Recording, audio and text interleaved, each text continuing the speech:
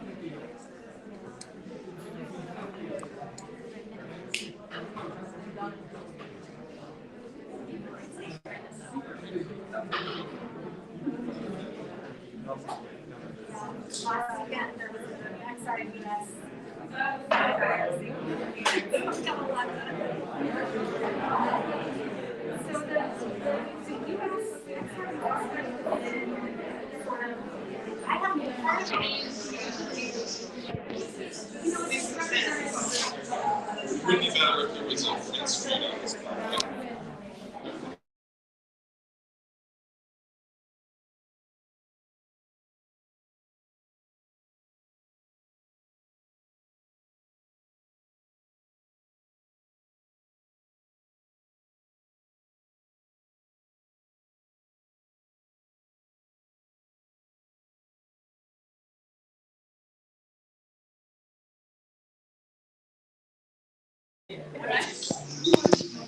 Yeah.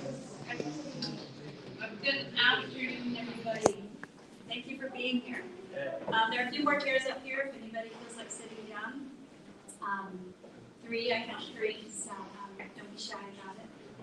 Thanks very much for coming on a beautiful, whatever, Saturday afternoon. I want to begin by acknowledging that the University of Massachusetts Amherst was founded and built on the unceded homelands of the Pacomptuk Nation on the land of the Nirwattuk community. We begin with gratitude for nearby waters and lands. We recognize these lands and waters as important relations with which we are all interconnected and depend on to sustain life and well-being. The Pacomptuk had connections with these lands for millennia. Over 400 years of colonization when Pacomptuk peoples were displaced. Many joined their Algonquian relatives to the east, south, west, and north. That includes Mashpee and Nakwinatwan, Wampanoag, Nipmuc, Narragansett, Mohegan, Pequot, Mohican communities, and Abenaki, and other nations of the Wabanaki Confederacy. These Native peoples still maintain connections and relationships of care for these lands today. We also acknowledge that the University of Massachusetts Amherst is a land-grant university. As part of the Morrill Land Grant, portions of land from 82 Native nations west of the Mississippi were sold to provide the resources to found and build this university. As an active first step toward decolonization, we encourage you to learn more about the Native nations whose homelands UMass Amherst now resides on, and the indigenous homelands on which you live and work. We also invite you to deepen your relationship to these living lands and waters. This afternoon's reading is being live streamed for folks who cannot be present, and it is being recorded for future access. Accessibility is intrinsic to the vision of both journals represented here. Questions from both the virtual and in-person audience will be addressed as time allows during the conversation that follows the readings and presentation. If you're a member of the virtual audience, please send our moderated questions by way of the chat. This reading is the first of several events that will take place later today, tomorrow afternoon, and the evening following. We hope you can be present for all of this year's iteration of art, sustainability, activism. The future is now. The Future is Now is an interdisciplinary series devoted to illuminating ecological crises through the lens of science and art. It's an annual collaboration between the Fine Arts Center and the Faith for Poets and Writers and the School of Earth and Sustainability. Artists translate experience into the language of dance, the language of poetry, the language of image and music. An artist is a maker who transforms the real, even the hard reality of data, into a vision of what is possible. This interdisciplinary series creates a prism in which what is possible becomes imaginable, both the horrific and the hopeful. The prism is the prism of empathy, the necessary imaginative act. This afternoon we'll enjoy prose, poetry, and visual art by contributors to the third issue of Paperbark and to the special climate issue of the Massachusetts Review. Contributors will gather again at the front of the gallery to answer questions precipitated by what we've heard and seen. So please feel abundantly invited to be part of that conversation. Paperbark is a fledgling, and the Massachusetts Review is an old soul mama bird founded decades ago by the late devoted Jules Chemetsky. The stars lined up to bring us together here at the Augusta Savage Gallery with the fiery work of the New Mexican artist Kabu on the walls. Gallery director Alexia Koda has done tremendous work making that happen. Thank you, Alexia. Thank you, Kabu. There will be an opening reception here in the gallery on Monday evening, March 28th from 5 o'clock to 7 o'clock. Paperbark began in the School of Earth and Sustainability, a faculty, staff, and student collaboration that owes a great deal to the inspired guidance of Darcy Mariska and Madeline Charney. My name is Noy Holland. I'm a professor in the MFA for Poets and Writers, and I serve along with Santi Frazier as Paperbark's faculty advisor. These introductions are to be done with names and titles. Stay with me, okay? Here's our mission statement, proposed by 13 writers and artists on a Sunday afternoon. We took votes on every adjective. Paperbark lives at the confluence of text and image, science and art. We believe in the obligations of a livable future, nurtured through collaboration across generations and fields of thought. Rooted in stewardship and creative possibility, Paperbark gathers stories of ecologies in crisis, as well as stories of life's flourishing intricacies. The Massachusetts Review, a literary magazine, promotes social justice and inequality, along with great art. Committed to aesthetic excellence, as well as public engagement, Massachusetts Review publishes literature and art that provokes debate, inspires action, and expands our understanding of the world around us. The excellent Evelyn McGuire will introduce contributors to both magazines. Evelyn is an MFA candidate here at the university, concentrating in prose. She is the managing editor for Paperbark and for the online literary magazine Overheard. Her own writing has been published by the North American Review, Cosmonauts Avenue, and The Foundationalists, among other publications. She is a splendid writer and a heck of a good hard worker. Liz.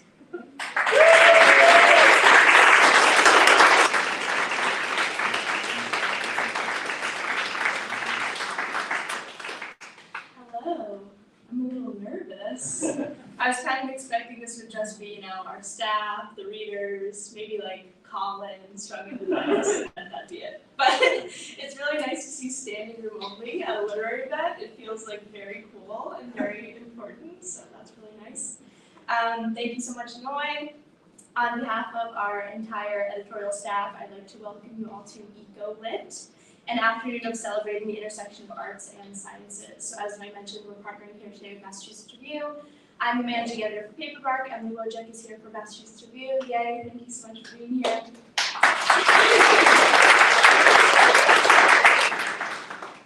Please note that copies of Paperbark and the Massachusetts Review's climate issue are for sale at this event. If you buy a magazine, you might get a little packet of wildflower seeds. Sounds like a really good deal to me, so stop by over there afterward. I'll also note that Paperbark is currently open for submissions, so if you'd like to be published with Paperbark, check out our website and send us your work. We'd really love to read it and experience it. Thank you again to Eliza for hosting us here today, to Noi Holland, Paperbark's faculty advisor, to the advisory board, to all of our talented contributors. Paperbark, I'm going to give the long list of sponsors here, so you can just try to stay with me. Paperbark is sponsored by the College of Humanities and Fine Art, the English Department, the MFA for Poets and Writers, the Office of the Provost, the School of Earth and Sustainability, the Sustainability Innovation and Engagement Fund, the UMass Arts Council, the UMass Environmental Humanities Initiative, the UMass Library Sustainability Fund, and the donors to the UMass Minute Fund. So we have a lot of support from a lot of different places at this university, which feels really, really lucky. We're deeply grateful for all of the support in publishing issue 3. And of course, thank you to Master Duke for being here, while we all meaningfully consider what it means to make art amid environmental crisis. Thank you all for coming out to join us today. I hope you enjoy yourselves and get some snacks on the way out. I'm going to first introduce the work that will be read by the Massachusetts Review. Then we'll all experience that, clap. I'll come back up and introduce the Paperbark readers, and then we'll have a Q&A following that. So to begin with the Massachusetts Review, first we will hear from H.J. Gardner, who is a translator from Catalan. She's a graduate of the University of California at Berkeley, where she studied at the University of Barcelona. Her previous collaborations with Marta Butaca, whose work she is translating and reading here today, include the short play Summit, directed by Neil Labute, which appeared at La Mama's Ellen Stewart Theater in New York City in 2017. I'm going to apologize here for my American accent as I continue. She wishes to thank the Institut Ramon Llull and Sala Beckett Obrador Internacional de Dramaturgia in Barcelona for their continued support of theater and translation. She's currently working on a translation of the play Euphoria by Laura Diaz-Quintanilla and a new work by Esteve Soler for the Urania Theater in Cologne, Germany. Her translation of Before the Germans Here by Marlo was the winner of the Plays in Translation Contest for American Literary Translators Association in 2021. So thank you.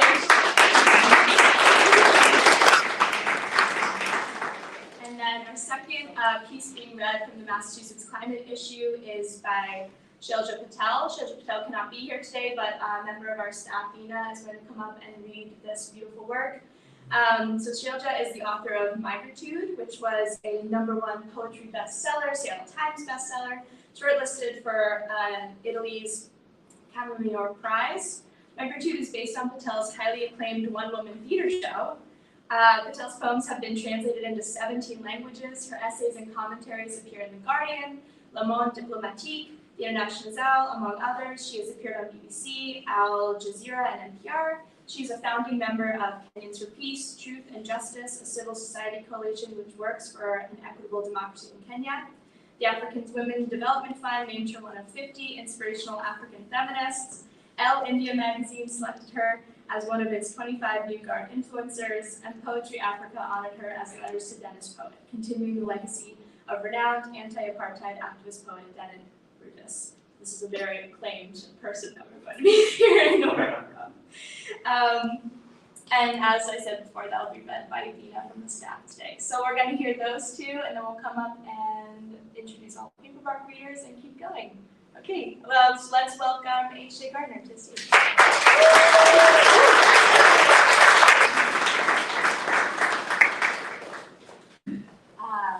Hola, buona tarda. My name's Hillary. I do publish under my initials. You might know that Hillary Gardner is a wonderful jazz singer on Broadway. I sometimes get her emails and phone calls, but it's not me, so I use my initials.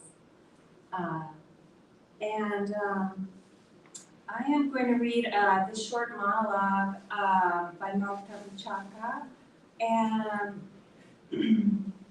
called Crit. And I was going to explain a little bit about the monologue. It was written for a show in 2016 in solidarity with the refugees who are frequently crossing the Mediterranean. And this show was organized by Teatre Lliure and Proactiva Open Arms. Proactiva Open Arms is a nonprofit based in Badalona, and it's rescued more than 62,000 people at sea. And I've taken these numbers from the Smithsonian Institute, their Folklife magazine. has a nice article covering this.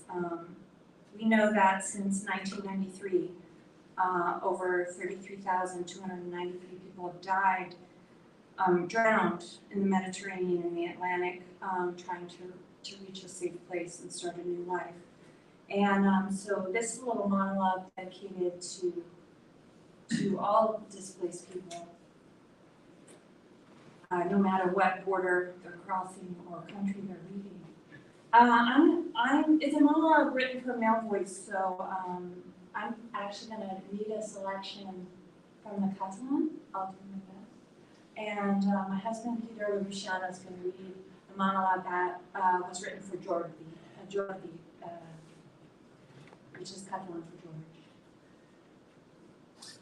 So I'll just set it up, crits. Després d'una pausa, un cop el públic s'ha col·locat davant del Jordi, ell mira al seu voltant, pot semblar paranoica i tot. Xxt, ho sentiu? Són els seus crits. Crits a la cuina, a l'habitació, al carrer, al cotxe. Està enfadada. Pateix, perquè la nostra filla està estranya i diu que no li faig cas. Es veu que últimament va a l'institut trista. I aquesta avaluació n'ha suspès 3, em xiscla a la vorella. Jo la miro i callo, perquè no li puc dir la veritat. No li puc dir que des de que sóc allà la veig ridícula, que la seva angoixa em fa venir ganes de trencar-li un braç, perquè entengui què significa patir.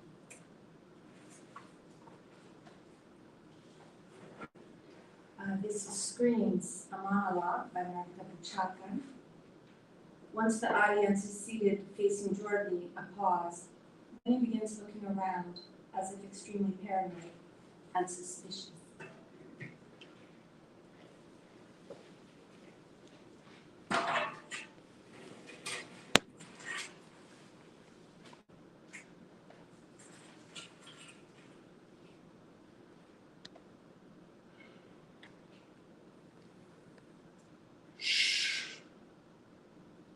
Hear that?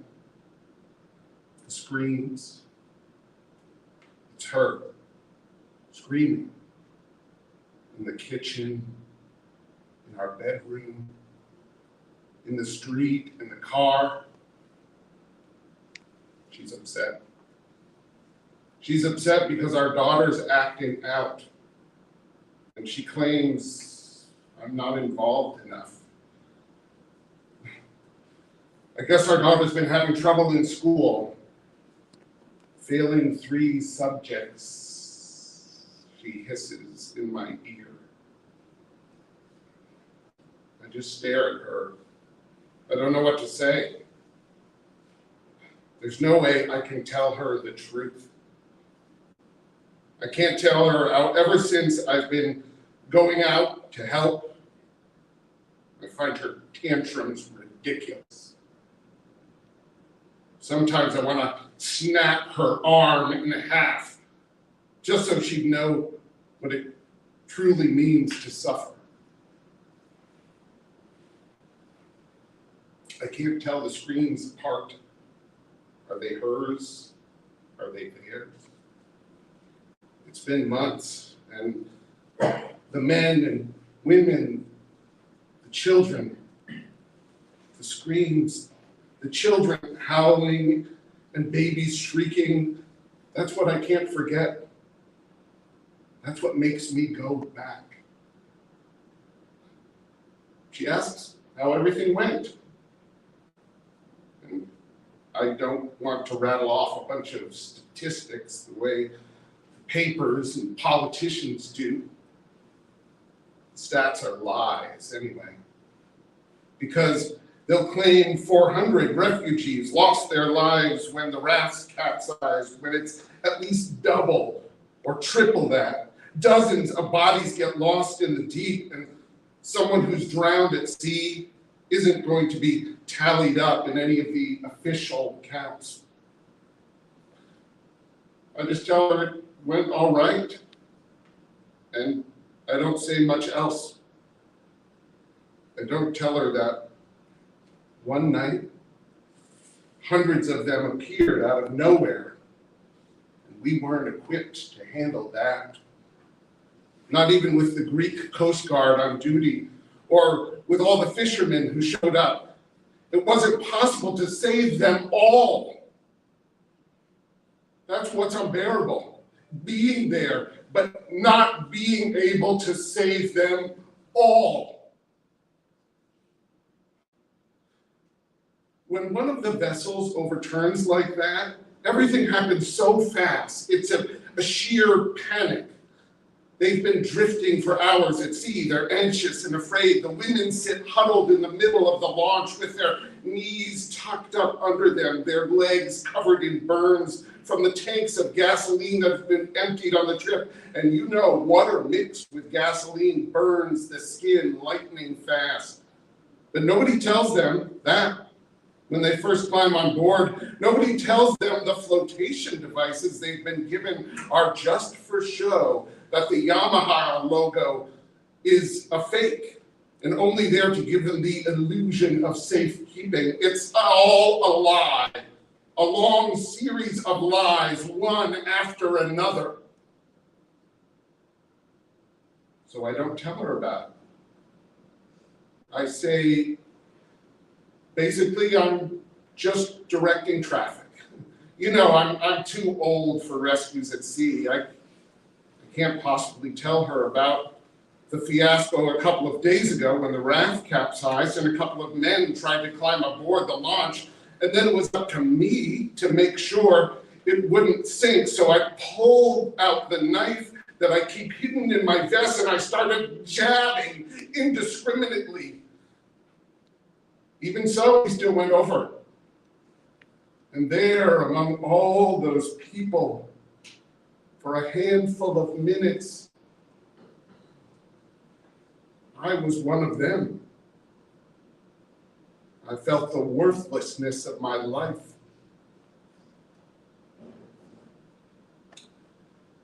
She's telling me there's a parent-teacher conference tonight, and when I tell her I'm not going, she raises her voice, because what matters is our daughter's schoolwork and planning our next holiday and figuring out what movie to see next. And this is what is to her life. And that was life for me, too. Until I was forced into the flotsam of 100 beings who I have to choose who should live or die. You have to make the decision quick, because every millisecond is another young person gone, another tot drowned, another grandfather swallowed up by the tide. So you choose, you lock eyes with a woman whose eyes are begging you for help, and you choose her, and you choose the children. The children always come first. You decide who gets to take the first trip ashore. You signal to the man, telling him with hand gestures, you're coming back for him. He smiles at you, but when you return, he's gone. Vanished. And that's that. Back on the beach, you see the kids you saved, bawling their heads off, staring at you in frozen fear, alone in a strange country, alone on a continent that will never accept them. Then you realize you made a mistake. When you had a chance, you should have saved the entire family all at once. But life goes on. In spite of your mistake and the dead at your back, you try not to care too much, because if you do, that makes you dead too.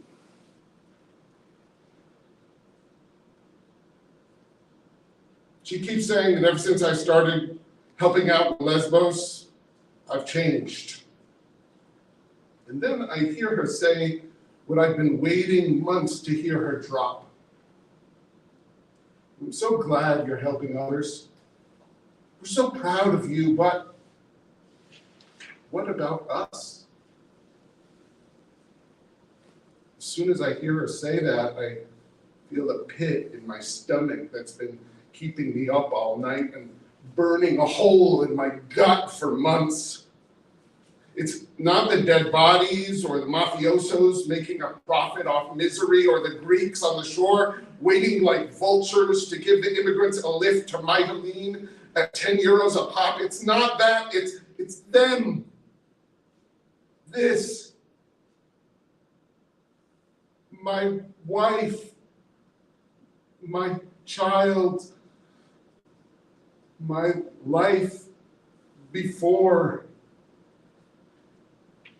And now I don't know what to do about it, because now that I've looked them in the eye and felt them close and heard the screams for help, there's no way I can stay. I don't give a damn about my daughter's degree, who plays Barthanex, or so we're not going to dinner tonight. Shh. Hear that? Somebody's screaming. I have to go back. Sorry, but I just can't sit here again.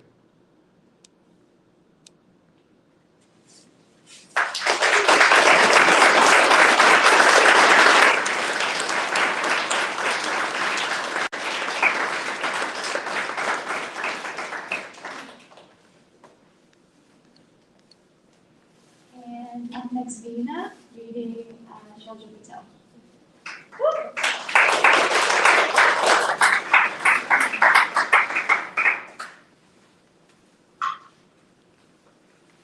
Hello, my name is Vina, and today I'll be reading Shraddha Patel's To Uncover.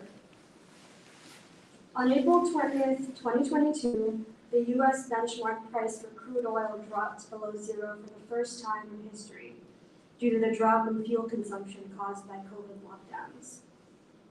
1. It was a bright, cold day in April, and the clocks were striking apocalypse on Wall Street. On the 10th anniversary of the Deepwater Horizon oil spill, the price of oil tanked, disappeared, went negative. Before screens all over the world, oil traders, stockbrokers, speculators, and planetary extraction stared, numb and disbelieving, as red lines plummeted. Oil barons wailed and howled and beat their breast, buried their faces in their hands and cursed and begged and prayed. Was there ever a time before oil? Wasn't it always pumping up from the earth, pink, rich, and viscous, filling hungry pipelines from Iraq to Nigeria to Ecuador? For markets so loved the world, it sent its beloved oil across oceans in container ships larger than cities.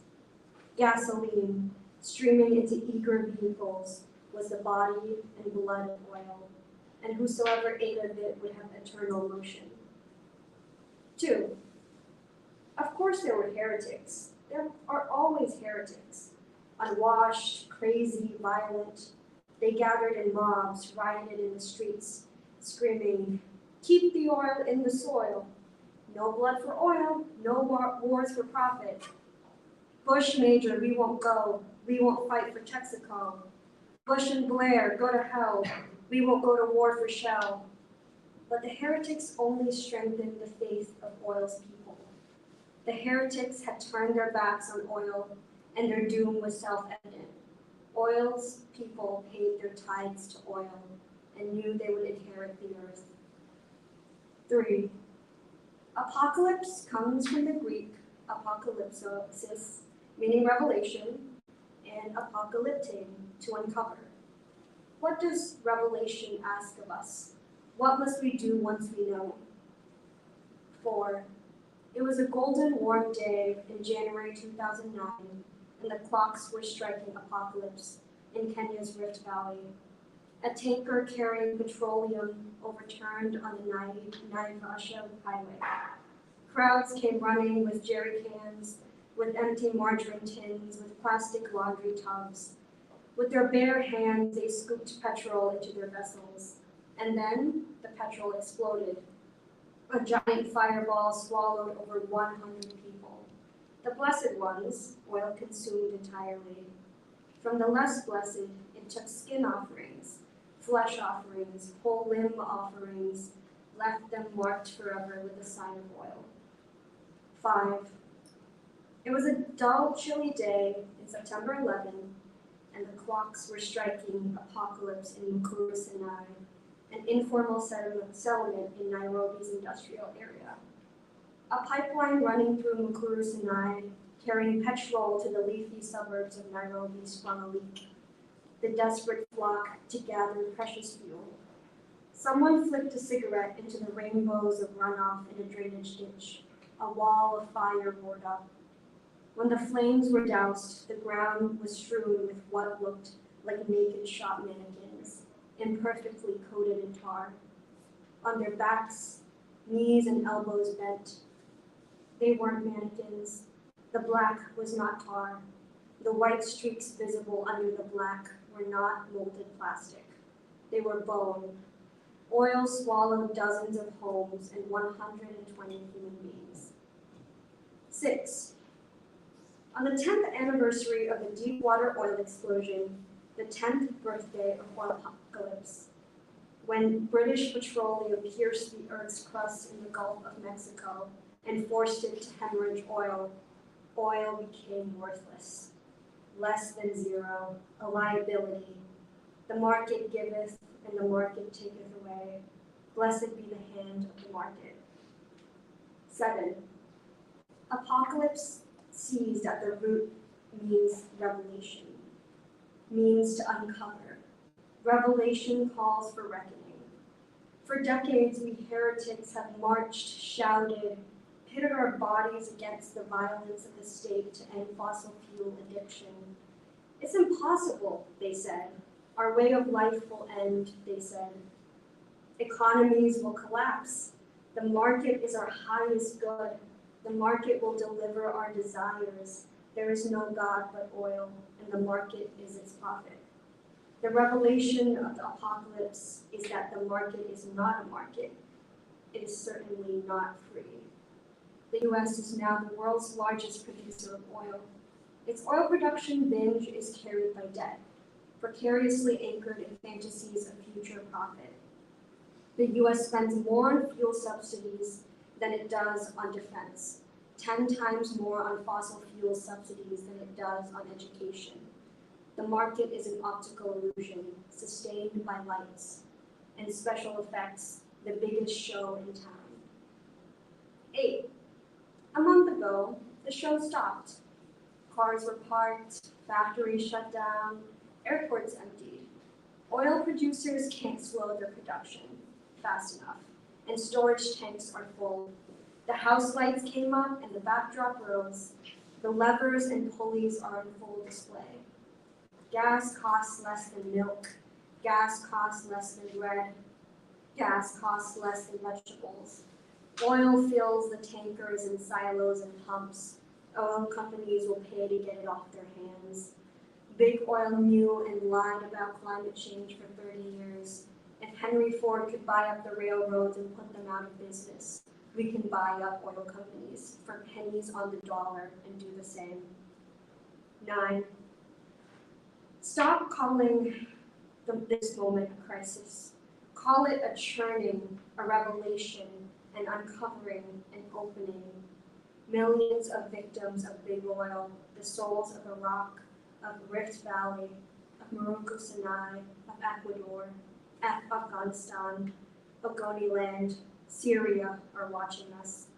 The Gulf of Mexico, the Persian Gulf, the Amazon River, species destroyed, ecosystems poisoned, are here for us, waiting for us to act. If we say crisis, let crisis stand for care, revolution, showing its strength. Let crisis stand for capitalism, RIP, I'm standing in socialism. If apocalypse means uncover, let this be recover.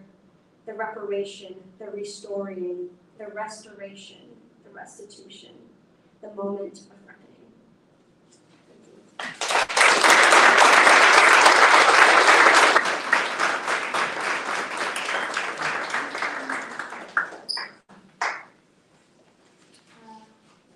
Another round of applause for Massachusetts Review.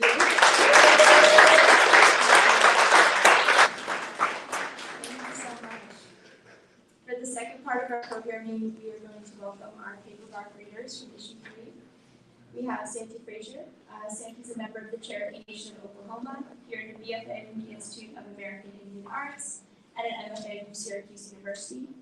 He received a fall 2019 Land and Residency Fellowship, a 2011 School for Advanced Research Indigenous Writer in Residence, and was a 2014 Native Arts and Culture Foundation Literature Fellow.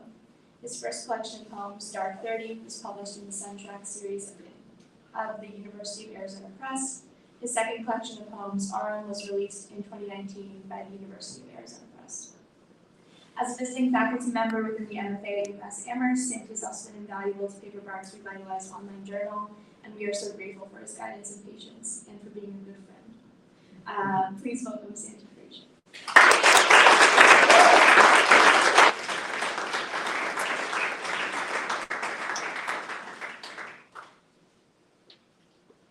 Allow me to disrobe. I have a short poem, but I'll talk a little bit about the series and what I'm trying to do with it, just to give a little bit of context, because I don't think you'd be able to glean that from the poem itself. I became really interested in this sort of idea from a set of essays by scholar John Mohawk about how violence toward indigenous people coincides with the violence toward the environment and sort of that sort of space. What is that space? And then also this sort of idea that extraction and destruction of the environment is also a destruction and an attraction of the self. And so these poems take place in different sort of, I guess, environments. And I was really sort of fearful one day that I was going to lose my hearing, as I have tinnitus sometimes, and then also I just have a really sort of acute sensitivity to sound before that, and so I was sort of wrestling with that and just sort of thought about how much money you have to earn in order to pay for quiet, and all of these things just sort of circling around. And so I'll read the poem. The title is Emir, which is also a word for internment. Emir.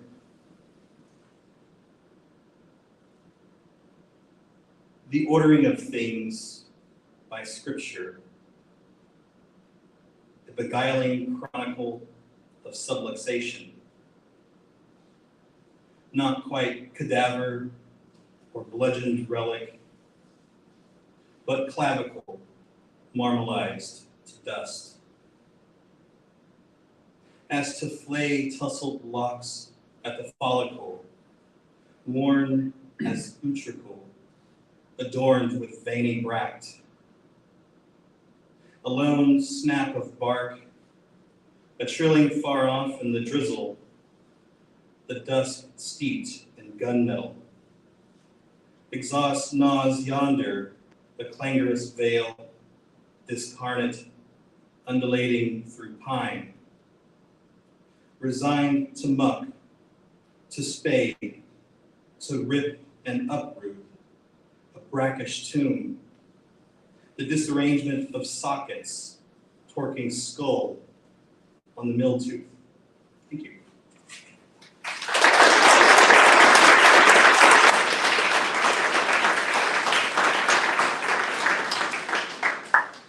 Up next, we're going to hear from Emily Drumpkin. Emily's a fiction writer, a teacher, and activist.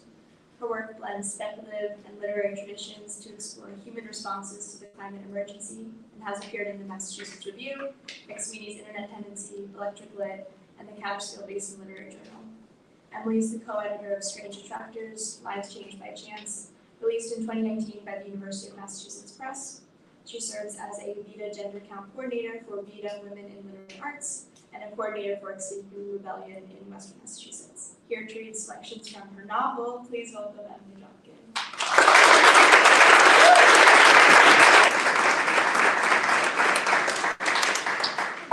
Hi, thank you all for being here. So these are sections from a book that's in process. And I'll just say these are from one of the three narrators, who's a young man. He's called the Wanderer in the first half of the book. And in the novel, they're interspersed between different chapters, so I'll pause occasionally, and you'll maybe get the sense that there's a break between. And at this point, he's wandering the permafrost that's thawing, set about 30 years from now.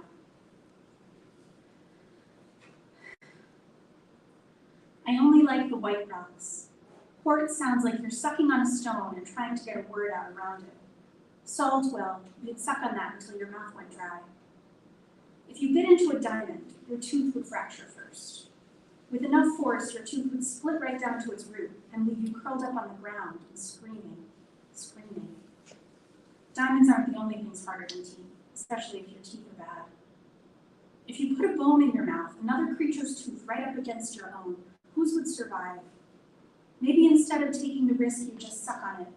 Your tongue, only the second tongue ever to explore those crevices and crannies. Only you could perceive that tooth a dozen times its real scale, and then swallow it whole. On the frost, you measure your weight against the depth of your footprints. It helps to be hungry. If my tooth ever finds itself in your mouth, press hard with your tongue to the groove where many nights grinding have worn away the protection my body needs to build for itself, where nightmares fought enamel and won. What more intimate way could there be to learn my agonies? With my tooth in your mouth, you could only love me. Have you ever bitten into the crunch of an apple and thought, all of last summer, while I was, wherever I was, mountains or dunes, eating asleep, all that time this apple hung from a branch on one particular tree. All those months of growing just for this, a moment in my mouth and some faith that I'll toss the apple core where its seeds can grow. Now a grain of rice is growing. Its roots love the soil, and someday you will eat it. The passage of time and space overlay each other. What I will eat may be far away, but when I arrive there and raise a leaf to my pursed lips, I will taste its entire life. Some time ago, I don't know how long, so let's say yesterday, and know that I mean that this did happen. I was traveling the frost. Yesterday, I saw a dog. His left ear had been torn and healed, and its tip flopped from side to side as he stalked toward me. He was ugly, but cuteness by human standards is no longer an adaptive ploy. Floppy ears and expressive eyebrows were only of use if you have to make the evolutionary winner love you. This dog growled, certain I was not of his pack. I slunk away. I like to imagine my bones settling into the earth when I die, resting dormant as dinosaurs. But that only happens in eras of cold or ash, the preservatives of the world. Dogs may eat my meat and scatter my bones. So be it. Yesterday, a tangle of vines threw up a pavilion in the middle of the frost, fine green fingers as set on their purpose as a crew of laborers. My mind wide with mourning, I thought, they're trying to communicate. A letter means nothing to a plant, but structures they know. If it is our nature to measure other forms of intelligence or beauty in our own terms, is it possible that all life does the same? Nearer a narrower answer. Tendrils embracing the rough-cut posts of an old shelter. Inside each post lived wood, laid down in rings, and has still never seen daylight. Growth is only a story after death has given it an ending. And so the vines embrace their kindred unknowingly, no vegetable mind at work that I could understand. And many more leaves lifted toward the sun through this partnership. Either there is one tire or there are many tires. If there are many, perhaps they are laid out in a grid, each the origin point of a map. Did someone teach you how to change the tire on a car? Did you change one in the rain as passing vehicles splattered you with mud? Had you smeared the grease on your nose before you noticed it all over your hands? Yesterday I found half a tire sitting above the surface of the frost. The other half might have been below. A word rotated around a visible curve. A man built a company and gave it the same name he gave his son. A man designed a logo to make that name appealing and familiar. Men built the machines that shaped rubber from thousands of miles away into the curves of that logo. And back at the beginning, someone set a knife to a tree's soft flesh and let latex drip free. I rested my cheek on the warm surface of the tire and felt closer to the tree than to the men. The tree sought sunlight. Either I had passed this tire before or I had not. There was no way to be sure. Within its inner moonscape, I aligned the tines of my fork with a puncture wound. Yesterday I found a sinking castle. Rocky cobblestones rose in walls and towers, seams green with determined life. Against a gray sky, I chose back and forth. Now a lattice of moss that rock came to love. Now an artifact of man being slowly consumed. Gravity is said to be immutable, but at the thin barrier where underground meets above ground, it varies with the temperature. I discovered the castle on a cold day. The ground held its constancy like a gift. The unlucky castle hadn't escaped the seasons. As I walked in on a layer of frozen mud, the back of my head staggered against the ceiling. To make the rounded lintels, men must have worked together to hold stones in an arch, until the stones learned from the men how to support each other. Which of them didn't believe it would work and laughed when it did? I lived the stones, but they refused to impart their memories to me. A skeleton slept in one of the upstairs rooms. Not human, no, it laid at the foot of a crumbling bed frame. Across near its head were two long, curving horns, ridged like the knobs of a spine. This creature might have attacked me if he'd been alive. His mind could not have comprehended the sound his horn would make, lifted to my lips. Sometimes on the frost you may cross a broken line of trees, and by their boughs you may know how the world answers a boy's determination. Some yesterday I met a man whose cart had broken down. He told me I could take as many apples as I could carry if I watched the cart while he went for help. He left while I was eating, and he never returned. I stayed until the apples were gone, until I had a bundle full of apple seeds that wept with juice. I spent many days planting them one after another in a row that traversed hills and valleys that dipped into craters where I held my breath. When I buried the last seed, I turned and went back again in the other direction, up and down, a journey that took days from one end to the other, tending. Perhaps you would cross that line and not recognize it as I do. A few trees cluster successfully on this hill, trunks as thick as my cap. The next survivors are a mile away. Dreams become memories without leaving your mind. As a boy, I dreamed of order. When I lost another foot or furrow to the thawing frost, my father used to ask, "What if you got up in the morning and the view out your window was always the same?" We lived in a land that melted, evaporated. It seemed as though there were two layers to the world. The sea of mud beneath us, with stones and bones and rabbits and snakes swimming through it, and then everything above. We who could wave our arms without restraint and go tumbling wildly among the air. Everything living or dead was drawn to the barrier. Pebbles rose by night in rough colonies. I wasn't a clumsy child, but I ran everywhere I went, and I often tripped flat against the distinguishing plane between earth and sky. I'd end each day with the ground streaked on my palms and knees to remind me where I belonged. There are many kinds of vision on the frost. Straight ahead vision finds the curves of new dunes. This vision acknowledges the flickering paths of roads through the scrub or storm clouds overhead. If your conscious mind manages this field of view, whichever part of you dreams owns your periphery. Out of the corners of your eyes, the frost comes to life. A skittering leaf is a crab, a wavering bush the hiding place of a child. When I search for what I've lost, I look at the world sideways. I have seen horses here, and goats, and worms, and lichens, all of them in motion. The world can change in the time that you close your eyes and open them again.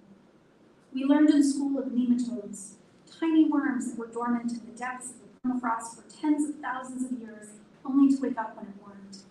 These were no dinosaurs, though their ancestors surely knew those monstrous beasts. Years of absence had rendered them not oil or soil, but had passed in a slow blink that they woke from surely as you did this morning.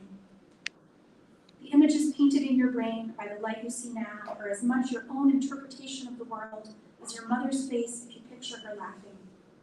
How old is she there? How lovely. Like you, all her ages at once. If I ever find my sister, she will be a woman I do not know. Will she have worn grooves in the edges of her teeth with grinding them? They may be all I have to recognize her by.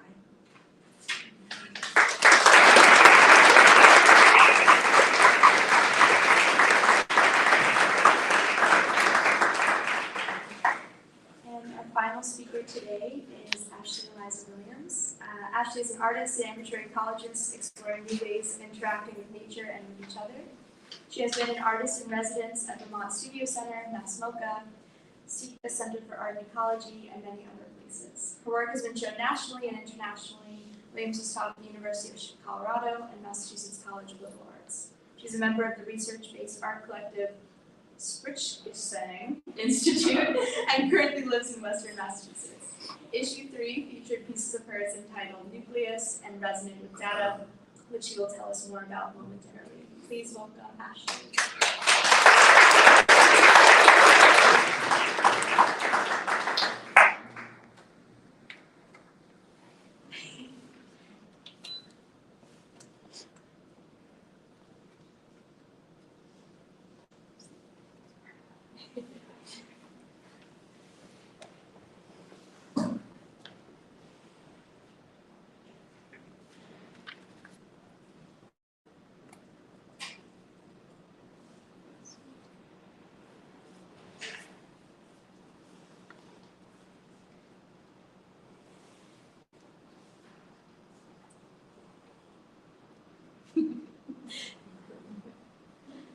Suspenseful.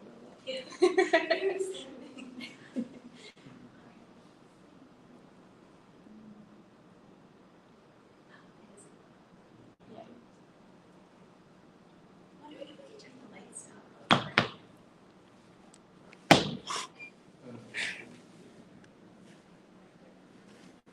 Anyone know about lights? Thanks.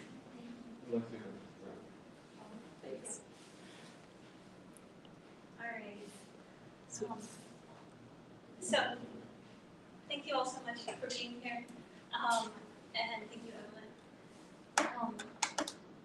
I'm an artist, so I'm going to go through 12 slides and talk through them. So this one is called Resonant, and it's an oil painting.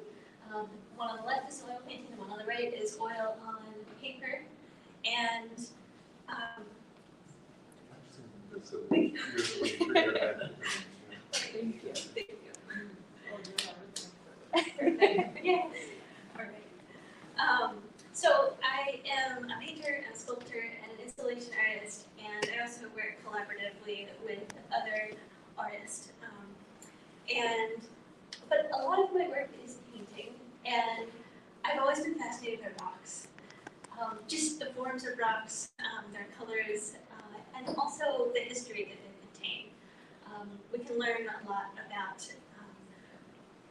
deep time and deep history, and also about potentially human-caused climate change. So this is from a series called Anthropocene, and I'm sure most of you all here know about that term and just the idea that we might be able to see human impact in the rock strata, which is terrifying and fascinating. And with this piece, I was also really thinking about color, and I was associating different colors and pigments with different events and environmental history. This is the other piece that was in Paperbark.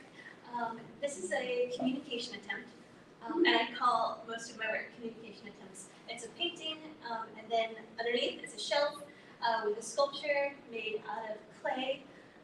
There's a fountain bit of coral underneath, and there's a mirror under the sculpture. So if you look underneath, you can kind of see the coral reflected in the mirror. So I was a really shy kid growing up, and I actually didn't speak for a couple of years. And I became really envious of other creatures and the way that they can communicate without using human language.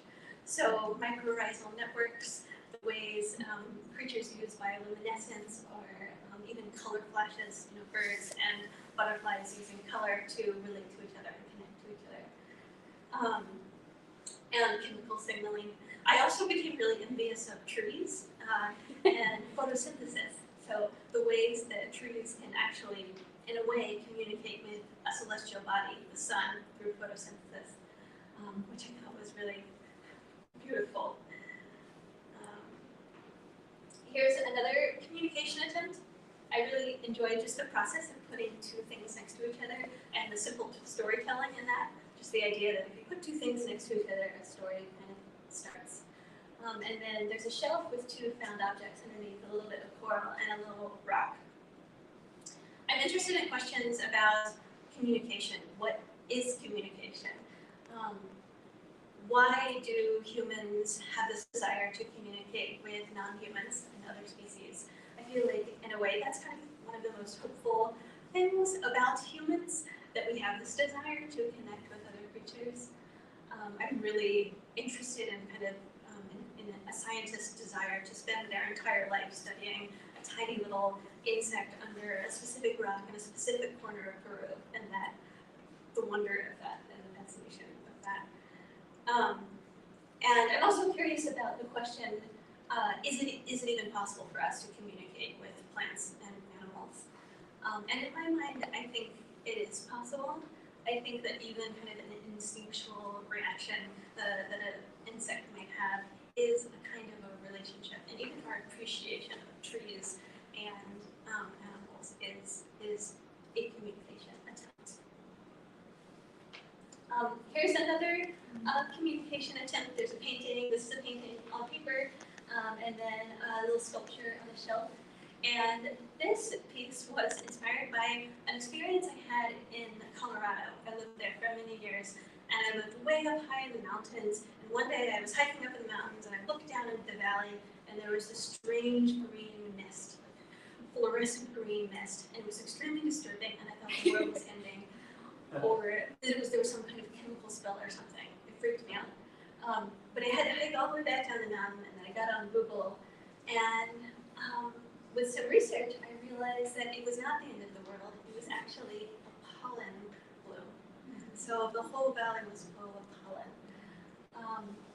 And so I love that there was a miscommunication happening. Like the thing that I was reacting to this bright color and thinking that it was danger. Like that color said danger to me, even though it was something harmless. And then the trees themselves, these pine trees, were all communicating with each other to release pollen in unison. Here is another communication attempt. So this is a painting of a rock at the top on the panel, and then a little sculpture made of clay with a little pink bit that's kind of blushing. Another thing that I'm really interested in is natural history museums and natural history museum displays, and our questions about kind of what is the specimen and what is the illustration, what is illustrating the thing, and the choices that we make about how we frame nature, and the categories that we create that are really useful in science, but also create these kind of boundaries between things. So I think a lot about displays with this series particularly. This is another communication attempt. These are two paintings, and a lot of my paintings blush a little bit. When I was a kid, I would blush furiously when I felt anything at all, and which was horrible. But I'm interested in that idea of kind of unintentional communication through body language, what we can communicate through kind of the way we're moving and the colors that we're expressing, kind of like butterflies and other creatures that use color to express things. Here's another painting. So I was actually using my my hand as a model for this. It's my hand holding a caterpillar. I'm curious about the sensory experience of the caterpillar. I'm wondering what it's sensing about me, if there's a communication happening. I know that caterpillars have very sensitive little hairs that can maybe even sense more than the surface of our skin. And I'm, again, really curious about our human psychology and why we kind of want to connect with creatures and why we feel kind of calm or a solace in connecting with non-human beings. I also am interested in the contrast between this kind of sweetness and this unsettling quality of this piece and a lot of my work. Like the idea that perhaps I'm in danger, perhaps the creature is in danger, or maybe everyone is totally okay. But that contrast is interesting to me. This one I'm going to move through really quickly. This is another painting. It's called Convergence. And this is a starling murmuration. And I don't know how many of you have seen starling murmurations, but they're incredibly beautiful. And I am curious really about what we can learn from other beings, from non-human beings, about how to better communicate with each other. Here's another painting, and again, I was using my hand as a model. And with this painting, I really challenged myself to make the rock and the lichens kind of more detailed and more intense and carefully considered than the hand. That was a challenge I gave myself.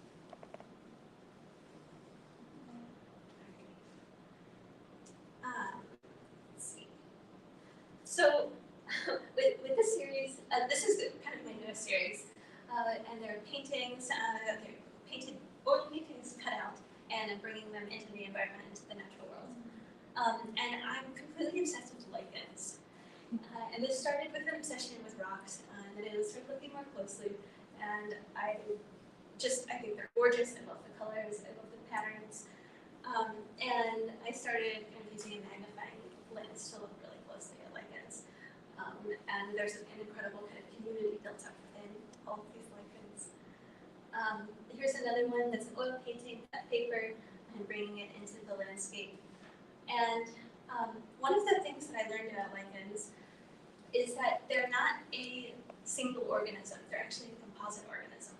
So they're a fungus and an algae, and sometimes a cyanobacteria all working together as a kind of mutualistic society, which is beautiful and strange. And I'm wondering kind of what we can learn from lichens about how to be better community members and how to connect with each other better. Here's another one, an oil painting in the landscape. This is actually the Quabbin Reservoir, which is one of my favorite places.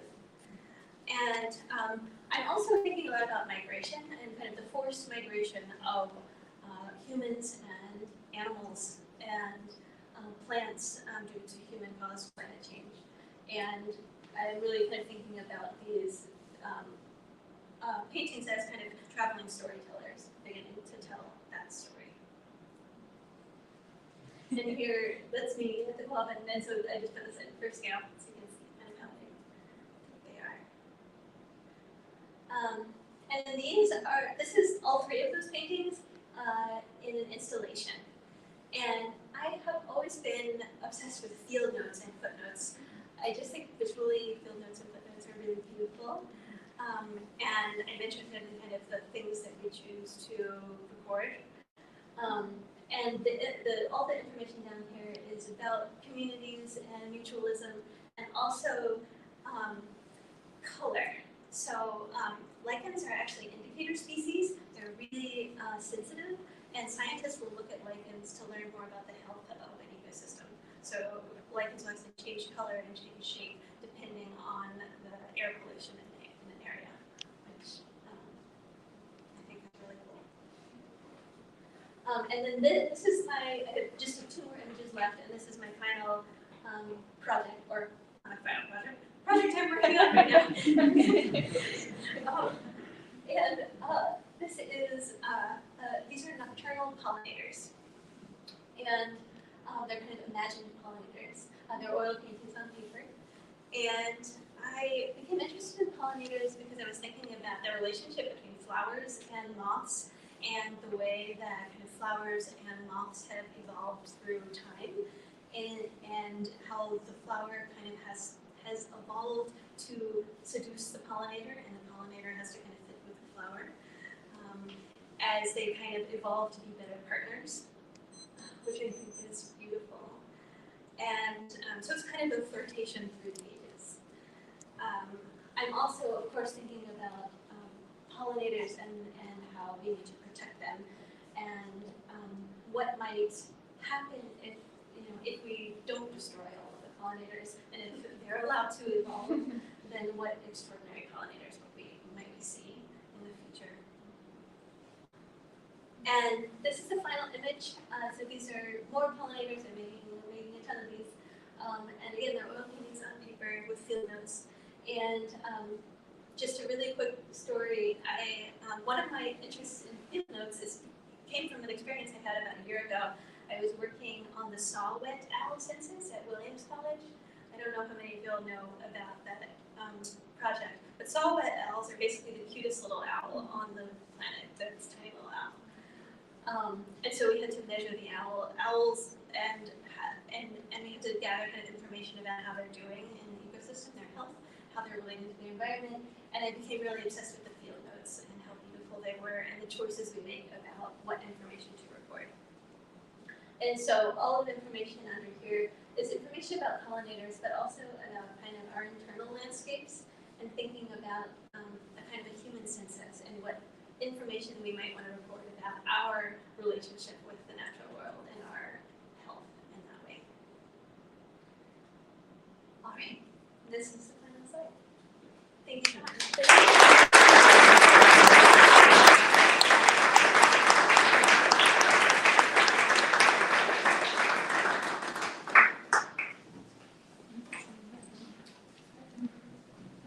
Thank you so much, everyone. That was so wonderful. I'd like to welcome all of our speakers back up to our little semicircle stage for a brief Q&A. So come on up. Let's give them a round of applause.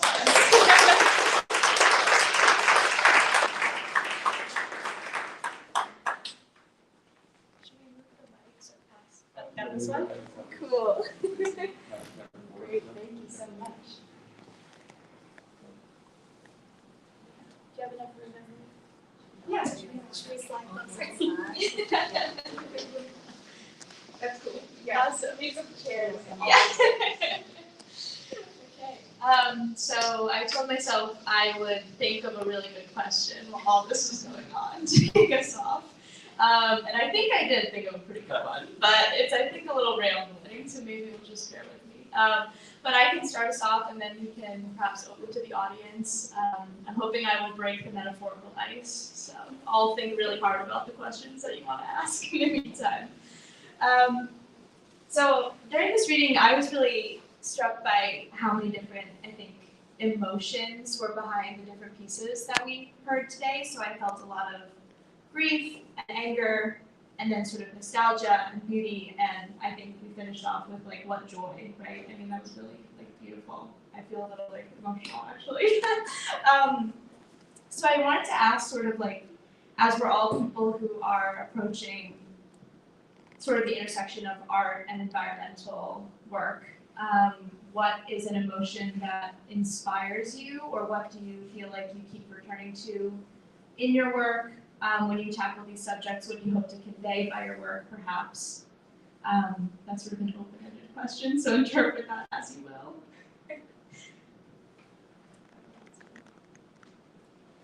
It's a thinker. It's a thinker time. I have a quick example, so I'll go first. Thank you. And wonderful to be here with all of you. I was so inspired by all of your work. One thing that comes to mind for me, I was recently rereading a manuscript that was actually my MFA thesis when I was here. And I wrote it at a time when I was not very involved in activism. And so I was reading this section about a young woman and really all of her frustration with feeling like the opportunity to do anything about the world had passed. And it brought back to me in a really visceral way how I had felt at that moment. That I don't think I was even as aware of as I was writing it. And it was interesting to me just to look back on that time, because I don't think it's a focus of my work anymore. Actually, I finished that book and defended it as my thesis, and within about a month, I had joined Extinction Rebellion Western Massachusetts, of which several folks are here today. And it was so sort of cathartic to go back to that part of that book because I'm not in that place anymore. And so that's what comes to mind when I heard your question.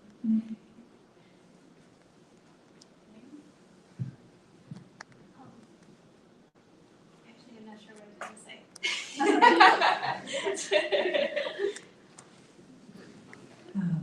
Well, I'll just say I really love the phrase communication attempt, and I definitely feel like as a translator, I work with communication attempt from a language that has sometimes been ignored or that people have tried to destroy, which is Switzerland, and nevertheless it continues to live and evolve, and there are now 10 million speakers of it, so that's kind of a beautiful example of what you shared with us in terms of these things that keep going in spite of sort of the horrible forces that attempt to extinguish life or environment. So I was thinking a lot about that communication attempt because the piece that my husband Peter read, thank you, is titled Screams, which is like such an in-your-face word. I mean, but I was thinking a lot about, screams and yelps and shrieks and howls and all these ways that we have that aren't words, right? But we're trying to communicate what's going on. And so, okay, I'm rambling now, but I just want to say what I like about the monologue Screams is this emotion of complicity. That we're all involved. We're involved with the choices we make. We're involved with the choices we don't make. We're involved because of what we know, but also what we don't know. And so the monologue really captures that for me. And I think just trying to take action and make communication attempts is what's going to help us move forward.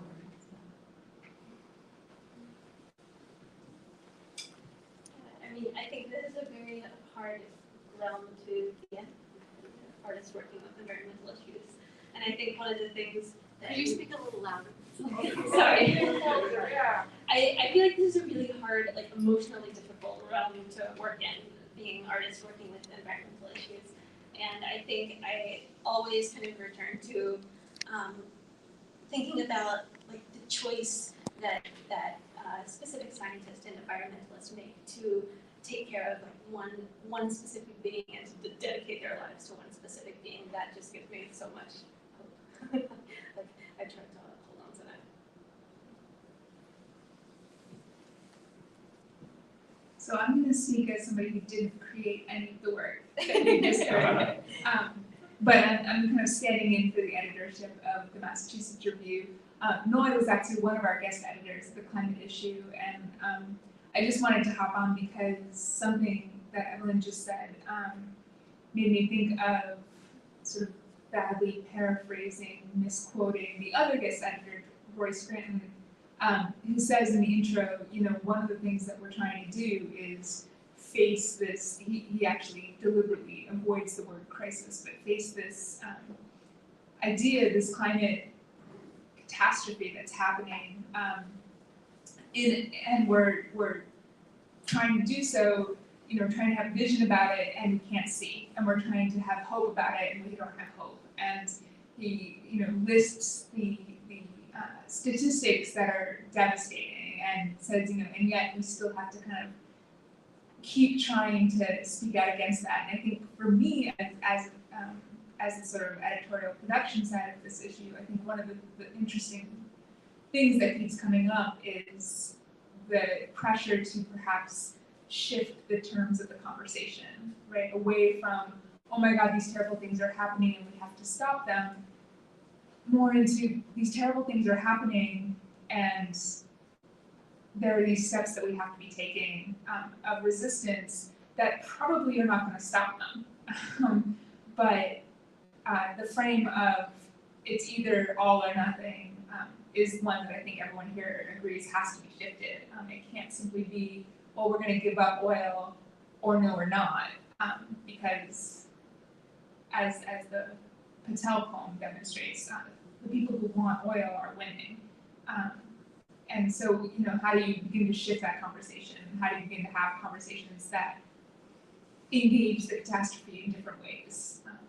And I don't have any answers to that, but I just thought all of the readers today were offering, and the art as well, were offering interesting ideas about those shifts and those conversations.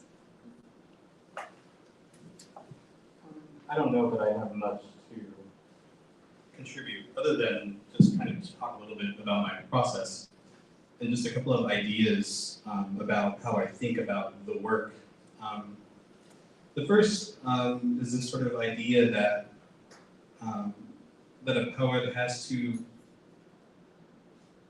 the poet can't think that they are the right thing in the wrong world, but they're the wrong thing in the right world. And what is that perspective on the living environment, on other people, and how we treat one another? And then there's also this sort of, when it comes to language, that the words don't serve the subject serves the words, and how a poem is a process of discovery or arriving at an emotional complexity or a deep psychological state, which will allow you to understand and apply new language to maybe the concepts that you're working with. And I feel like that process of discovery can be enlightening and encouraging when you're sitting alone in the middle of the night at your desk and you realize that there's a long history of, at least this is the way that I think, there's a long history of indigenous people adapting to the planet. You think about like Peru and the Andes and all the horticultural knowledge that comes from that, and the fact that their indigenous knowledge feeds the planet in a way, or indigenous knowledge feeding the planet in a way, right? That there is a certain, while the problems are very big, I think indigenous people have been solving them for about 500 years.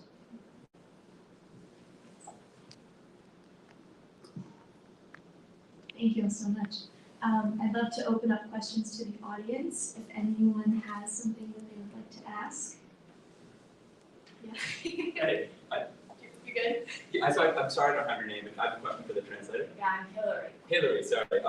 I wrote this down just to mess it up, but do you ever see your translated work either performed or in the rehearsal process, and then like amend it based on how it feels or sounds when it's performed?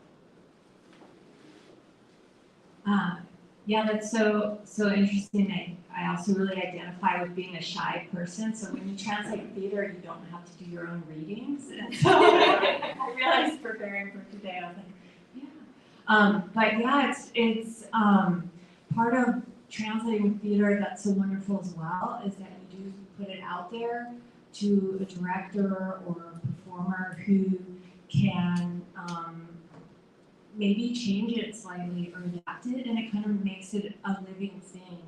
And so I definitely try to translate for that, maybe director or performer that I don't know. Yeah, I think a lot about that. It's a big question. Also, I think a lot about how in theater, in theory, it's the exact same words in the exact same order every single night or every single performance.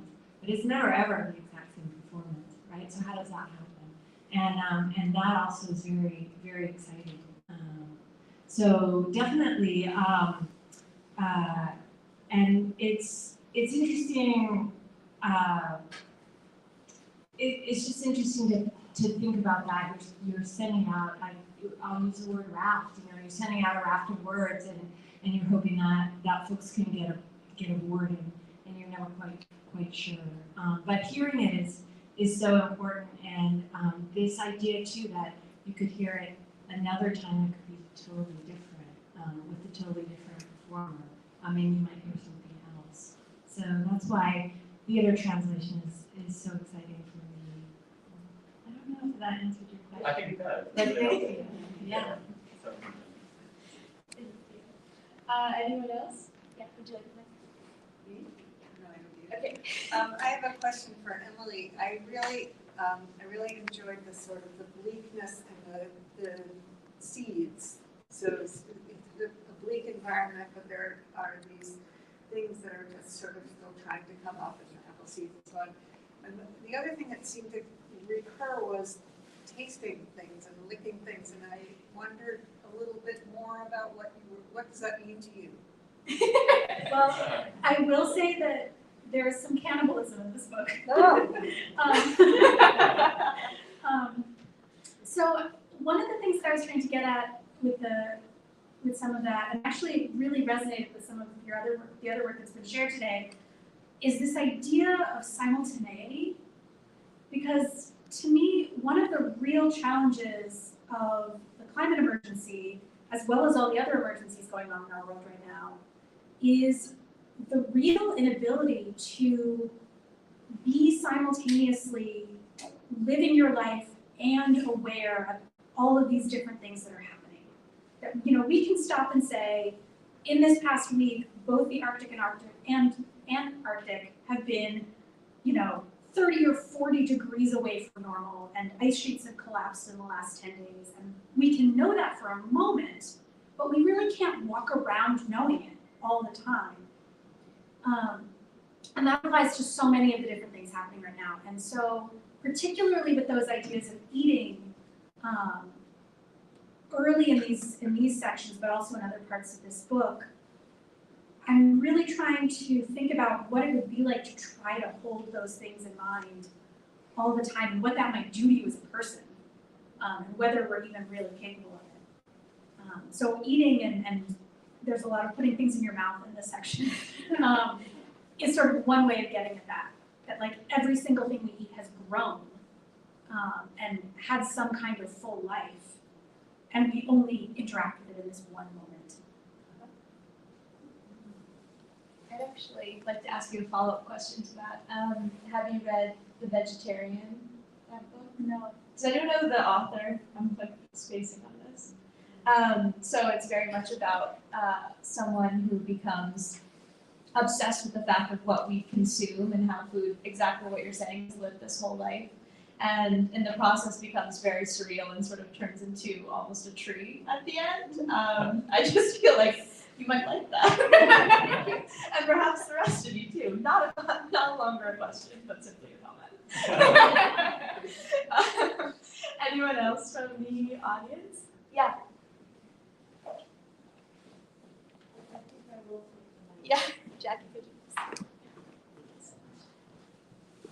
While we're on the topic of book recommendations, I'm Madeline Charney. I am a research services librarian here in the Du Bois Library, and I'm the chairperson of the Paperbark Advisory Board, so I'm very proud today. This is a very joyful gathering, and thank you everybody for coming.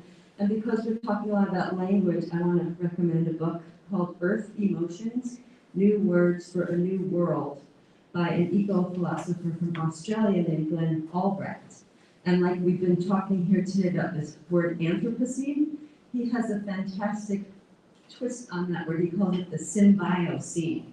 So maybe all together, all of us beings around the planet can have a vision of, instead of centering the humans, is having this reciprocity be the way that we move forward. So I highly recommend that book for people in this room. Thank you so much. Thank you. Any other questions from the audience? While I'm standing up, ready to hand this out. Want to go again? I could do one more. Anyone and everyone, it's like, I think there's a lot of, there's so much like activism in your work, and so much like thoughtfulness about like climate change and like social issues.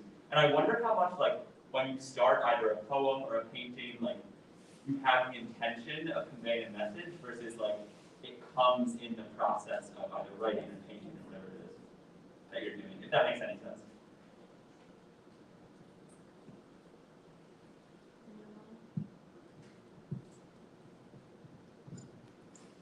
I'll just say I think the only intention is to avoid the silence of despair. and you go from there. I can say something, but I've been talking.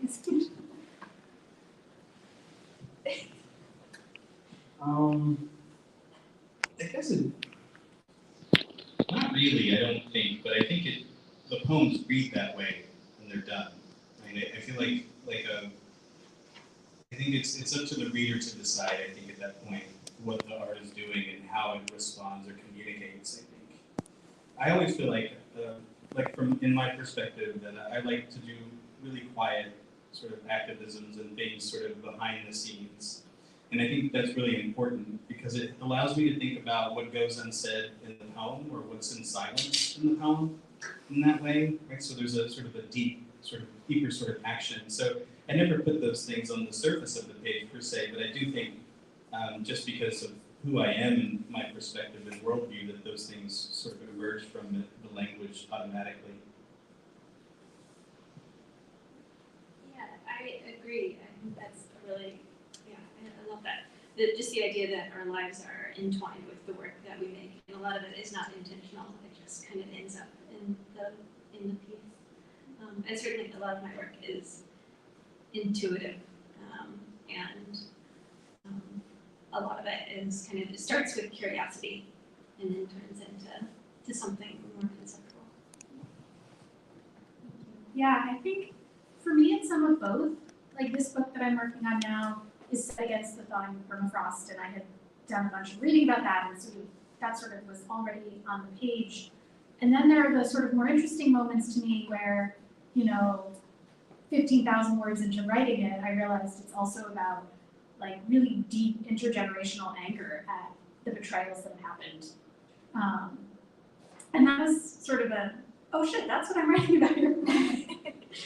Which, yeah, was not something that I consciously sat down to write about. But then once you understand it, you can also sort of think about it differently as you continue to work. So that's my own incomplete answer. Yeah, I wonder if Emily, you'd like to chime in on sort of like the intention behind the climate issue, or maybe what were your hopes going into it in terms of theme, or what you wanted to accomplish, or is that too broad of a question? But No, that's the sort of question that we get a lot of.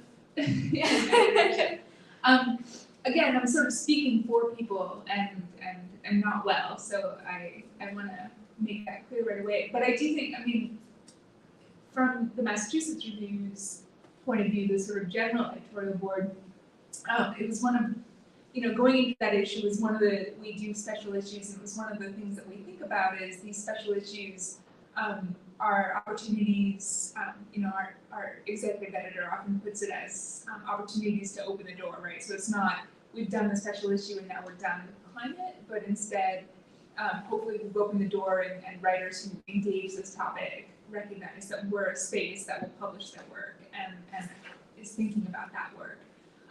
And so in that respect, I think, it was mainly, this is an issue, it has only gotten more imperative. And I think we're in a moment where,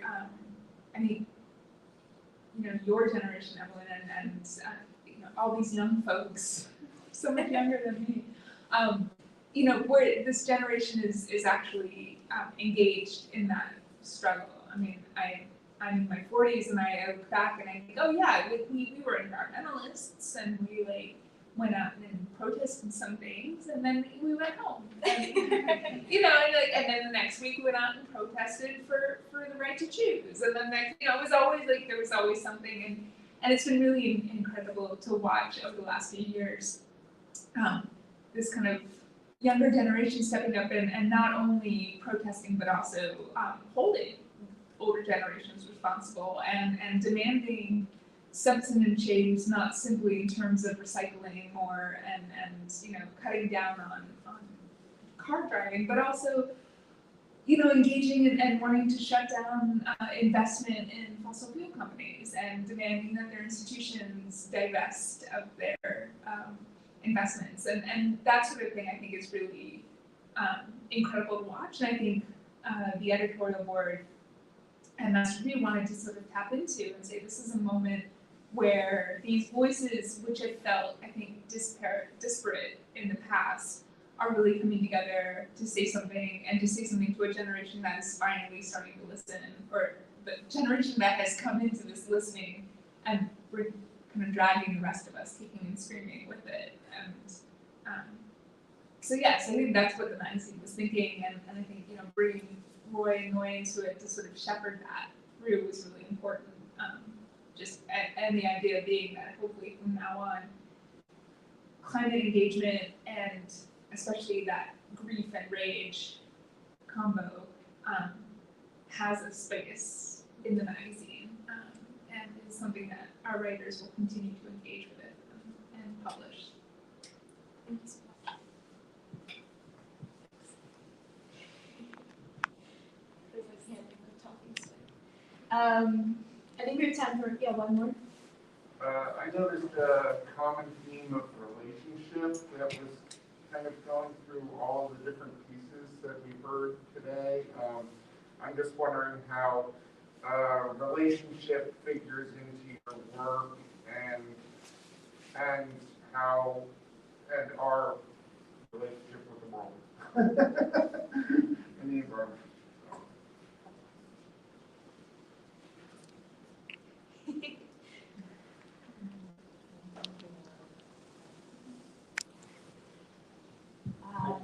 Yeah. I'll give another really cryptic answer. So I think it's really interesting, like in terms of, we often think about craft and technique in these very rigid sort of definitions, and I think those are the things that you use to create a relationship with your viewer or reader. And I think that if, to me, when I think about art and I think about the poetic line, sound, and image, that those are acts of empathy that I craft in creating a relationship, hopefully a deep one, an emotional one with the reader. And I think that's how I approach it, rather than sort of thinking about the art through this sort of display of aesthetics. Rather, I think through craft and through really sort of through deep technique, that I can create a discussion with the reader without being in the room, and to get them to see sort of my understandings of how things work. And I think that that's also interconnected with some of the concepts that I discussed in the poem that I read. I mean, I think all of my work is absolutely about relationships, and specifically desire. I think like deep desire to connect with other humans and other beings, and thinking about all of those desires, and how, I mean, desire can be a dangerous thing. It can get us in a lot of trouble, but I think it's also it's also something that's very hopeful. Like our desires to connect with other creatures and other beings is what will allow us to save each other or protect each other.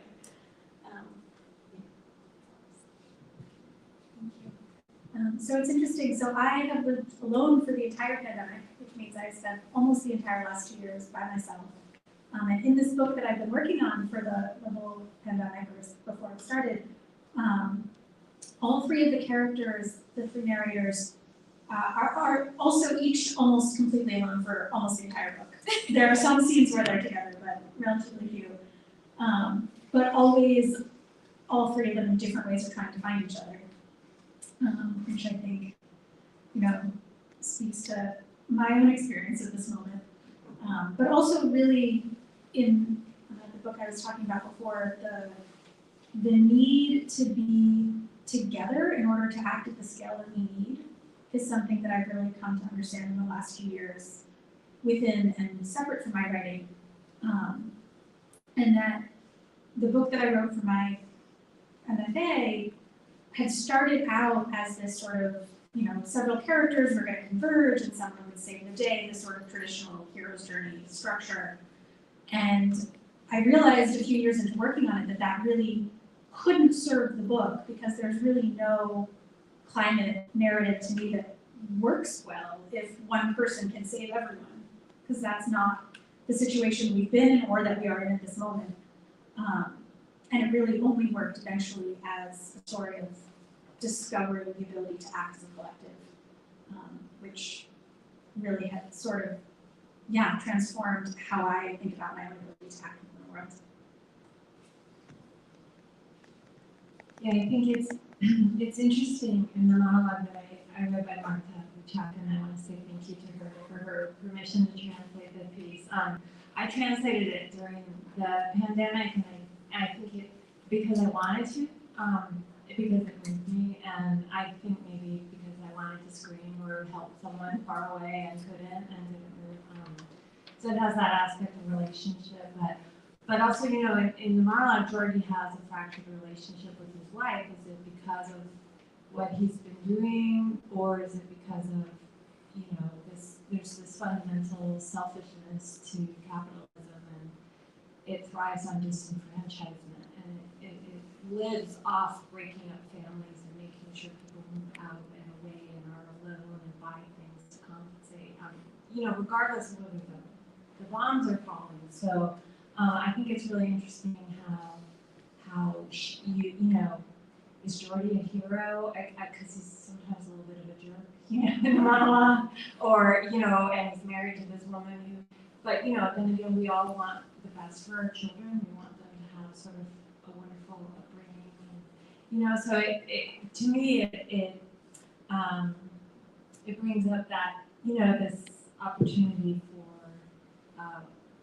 conversation, for conversation, thinking deeply about, you know, being complicit and improving our relationships, and with everybody, not even in a heroic way, right, but just kind of finding the right word or doing the right thing, or not making that dumb purchase that we don't need, or whatever that step might be that could help. So hopefully we'll all leave today, you know, feeling good. We're involved with that. To make communication attempt. Thank you so much. Thank you, everyone. I think relationships are a really good note to close out the Q&A on, as a literary magazine is so based on, you know, all of this work coming together and speaking together. It's been really wonderful. So let's clap for our panelists.